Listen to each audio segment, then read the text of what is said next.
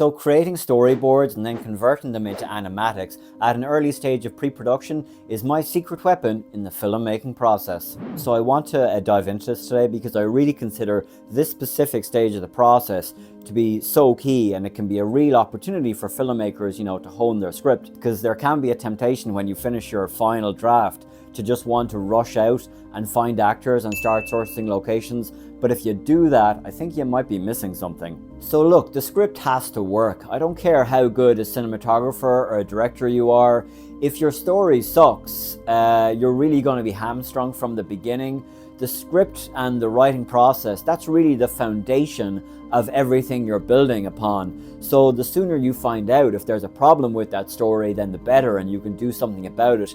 But how exactly do you find out if your story works or not? So storyboards are basically just a little comic strip of the film. You draw a number of panels on each page, and each panel represents a different shot in the film. And you don't need to be an amazing artist to draw storyboarding. What you're drawing is more important than how you're drawing it. I don't even, to be honest, view storyboarding as a creative exercise. I just view it as a very functional, early failsafe of your film. And there's loads of famous filmmakers like Martin Scorsese who just draws his storyboards with stick men and arrows. So if it's good enough for him, it should be okay for you. So storyboarding is a great way of just communicating your vision of the film to your cast and crew. Your collaborators have to know what you intend to do. And we did this for my independent feature film, Gardner's Planet. I don't know how many scenes we ended up storyboarding, but I would guess it was in or around 20. And doing this process was a huge asset to me when I was then actually making the film, to remind me what I needed from every scene. So doing a table read at this early stage of the process, or even a rehearsal if it's possible, is again another fantastic way of opening up the script and seeing what's working and what's not working. So coming from theatre, where rehearsals are key and kind of standard, you don't actually see that necessarily in filmmaking quite so much, but I think it's a shame. So it's a great opportunity to open up the script, hear from other people, get their opinion, and potentially hear your dialogue out loud for the first time. So again, this is something we did on my independent feature film, Gardner's Planet, where we held rehearsals that we were due to shoot later in the week on the weekend because the actors were staying with us in the house. And this was a great thing to be able to do, just to figure out how we could improve the scenes as much as possible. And while we had the actors there with us, include them in the creative process. My attitude is everything can always be improved.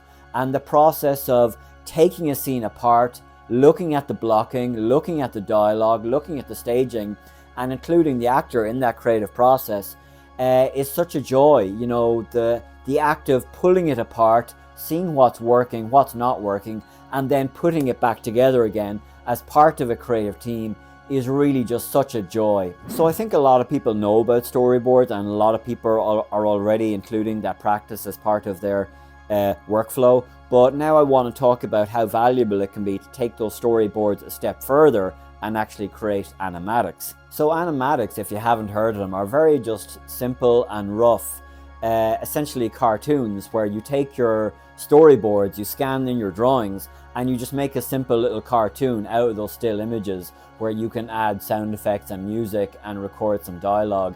And what this does, and what storyboards don't do, is this gives you, the pacing and the tone, and the more you add into it, the more you'll get out of it in terms of the sound effects and the music as well.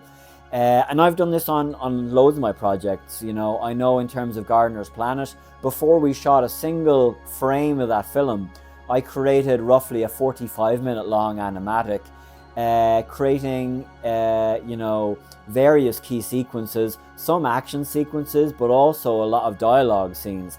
Action sequences because they helped flesh out the beats of the action scene and to make sure we got all the various inserts and shots we needed.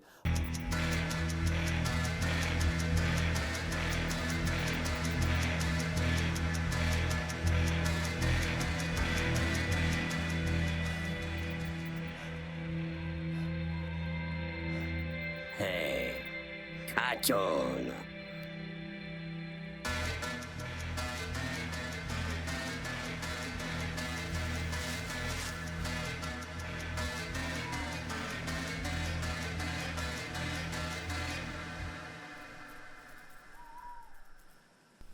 Bloody aliens.